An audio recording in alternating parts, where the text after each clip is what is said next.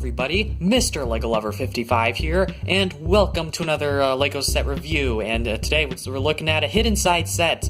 Yes, Hidden Side. You guys do not know how excited I am for this theme. And I'll be honest, at first when I saw the sets revealed, I was like, oh, this is a kind of cool theme. I'm into it. But then LEGO released a sort of little teaser trailer. Now I'm not talking about the Comic-Con one. I'm talking about sort of a teaser trailer. I believe it was called Face Your Fears or something. It was on the LEGO Life website or whatever, lego.com. Those were some of the best 5 minutes I've experienced in a long time, probably since Bionicle came back. But then LEGO for some reason took down the teaser and well, let's just say I haven't been this disappointed since LEGO canceled Bionicle G2.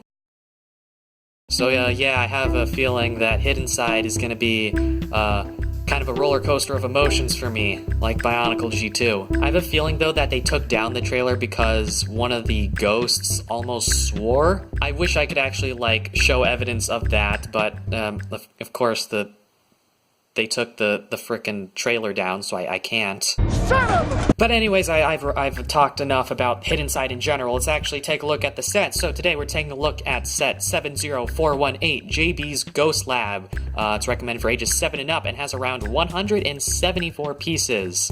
And it's got some pretty cool looking box art, although Just Too Good did bring this up in some of his reviews and I guess sort of overviews of the Hidden Side line as a whole. And what he says is that basically the box art can be a bit misleading to general audiences. So you can see it shows this giant ghost guy here, and unfortunately there's probably going to be some people who think that's an actual figure in the set, except it's not. It's actually a boss that you can get in the app. So unfortunately it's not a physical figure, and I have no doubt that there are going to be some people out there who will mistake that for an actual physical figure. But if you're not an idiot, then this is some pretty cool box art. One thing that's kind of weird to me is that they put the LEGO logo in this corner, and then they kept the theme logo in the other corner. So it's a little weird not having the LEGO logo next to the actual theme logo. So that's weird. Also, the set info is normally on this side, but this time around it's on this side. Not that it hasn't been on this side before with other themes and sets, but I just do find it a little bit weird. But I mean, hey, it's Hidden Side, so there's gonna be some pretty weird stuff, I'm assuming. Taking a look at the back of the box, you got the play features, and then it also shows that there is an interactive app.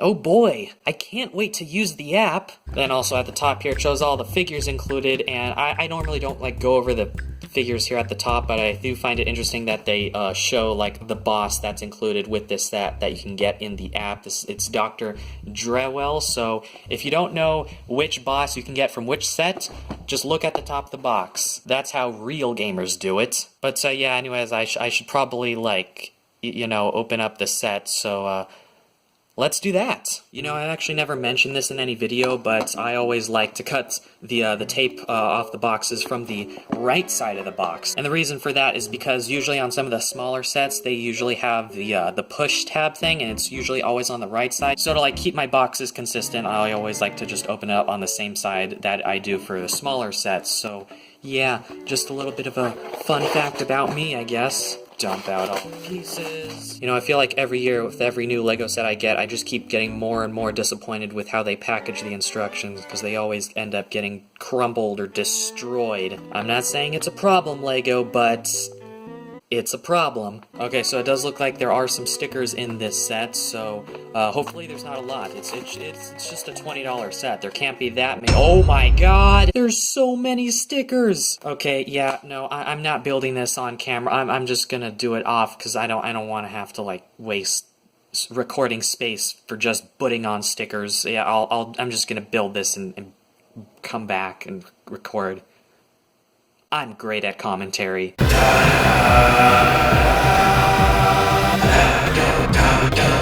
I have a good feeling about the Hidden Side soundtrack. I'm already loving the main theme for it. I love it too much already.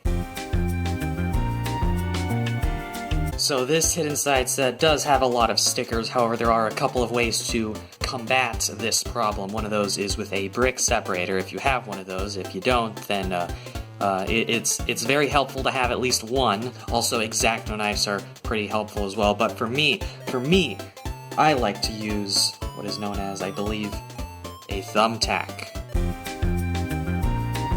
Okay, so here's the set all built up, and now I'll be honest, I was a little bit skeptical about this set. At least I was worried I wouldn't really like it as much, just from looking at like the box and just by looking at images. It just didn't feel like there was a whole lot of stuff, and it just didn't feel like this set was going to be worth $20. But I have to say, I'm actually really happy with how this looks in person. So for right now, we're just gonna move the figures out of the way and just focus on just the main build here. You can see we've got some lot of science-y stuff going on here. We've got like an Erlenmeyer flask. We've got a 3D printer apparently. So I think this is like the first time we've ever seen like a 3D printer in Lego before. So that's cool.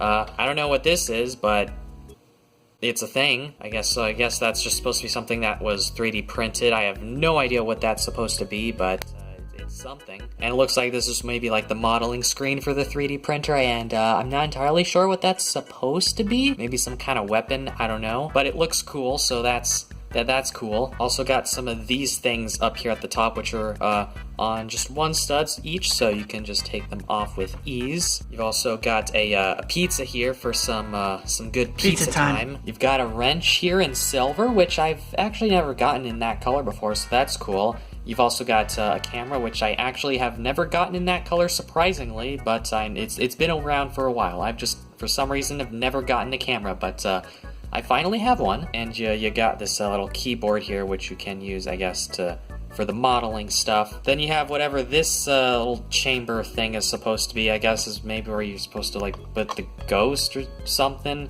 and maybe it, like, depossesses the person or something. I don't know, or maybe this is where they get possessed. I don't know. I don't know how this stuff works. Pretty much like half of this set is mainly tied to the app, which I totally can't wait to play. But yeah, going up here, you got these things, which really remind me of that the one Monster Fighters set. It was like the monster. It was the one with it was the Scientist Lab set for Monster Fighters. I forgot exactly what it was called, but it reminds me of this, or this reminds me of that. You got these things. They can spin. They don't do anything, but they spin. You've got some silver, sort of chrome ball joints here at the top, so I'm sure a lot of people will find those useful for mocks. So yeah, those are cool to actually get. You get 2 of them in this set. And then you have this thing over here that spins and shows different colors.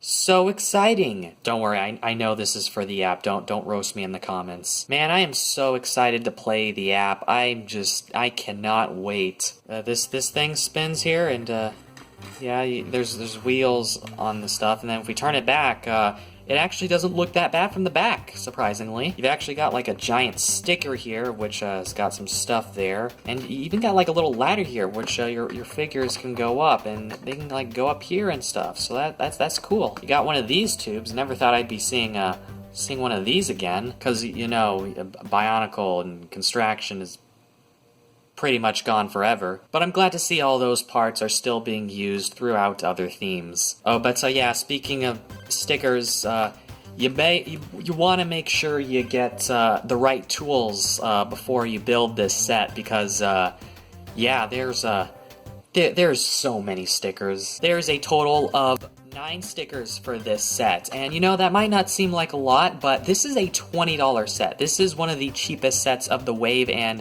usually there aren't this many stickers for such a small set. And you even have to place some stickers in some pretty ridiculous spots, like right here. Like, these ones are extremely hard to put on. I hated putting those on. Even if you do have like the right tools, like a brick separator or a thumbtack or whatever, even if you got the right tools, even if you have an X-Acto knife or whatever, it's not going to help. In the end, the only way that you'll be able to get these stickers on cut and clean is with pinpoint accuracy and precision, which I barely have at all. So yeah, that's probably my major gripe with this set. Just these 2 stickers which I really hate those stickers so much. I mean, I kind of see why they were necessary, so they can, like, tell kids that, oh, this thing turns. But I mean, like, there's a wheel here. I feel like they could have figured it out that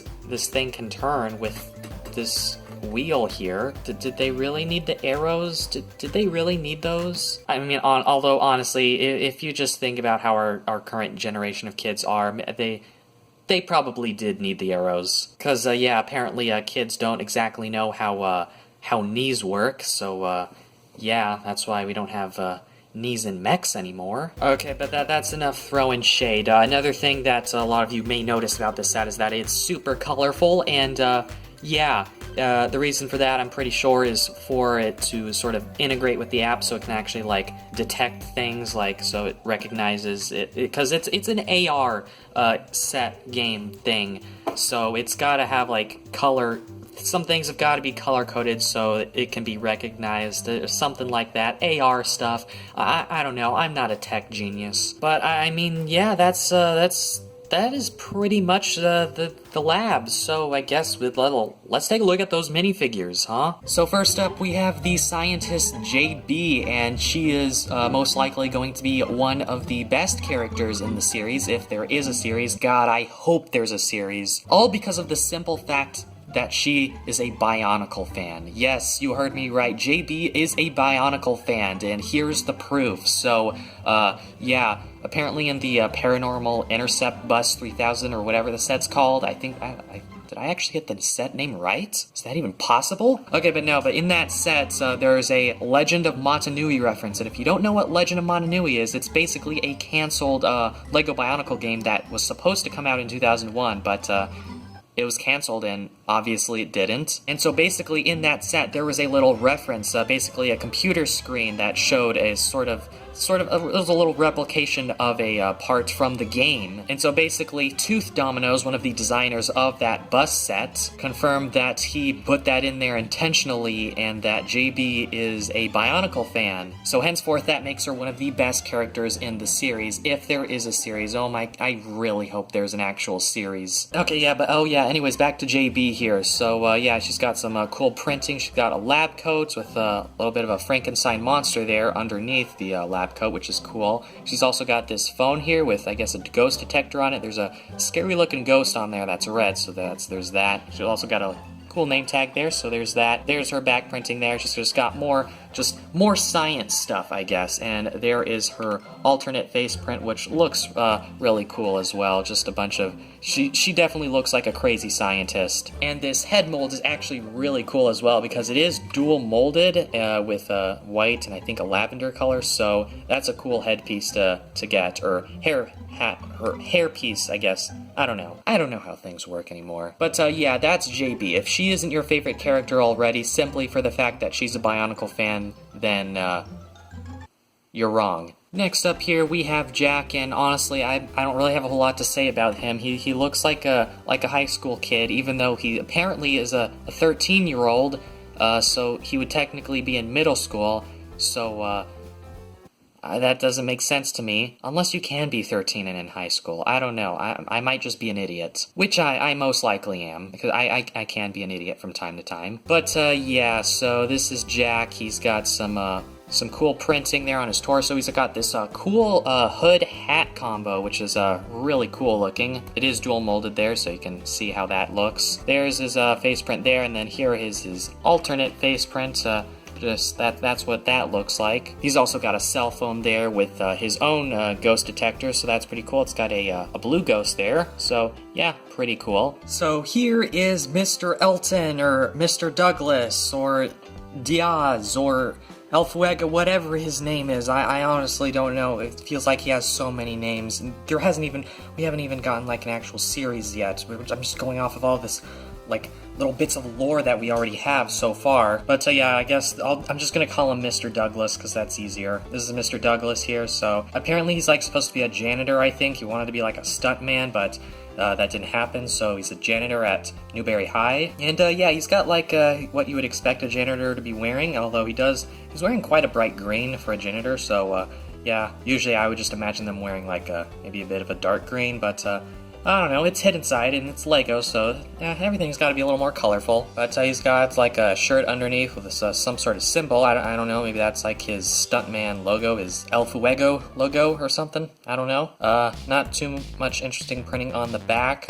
There's his first face print there, and then we can take off the hairpiece, turn him around for his alternate face print, which looks a lot more scared.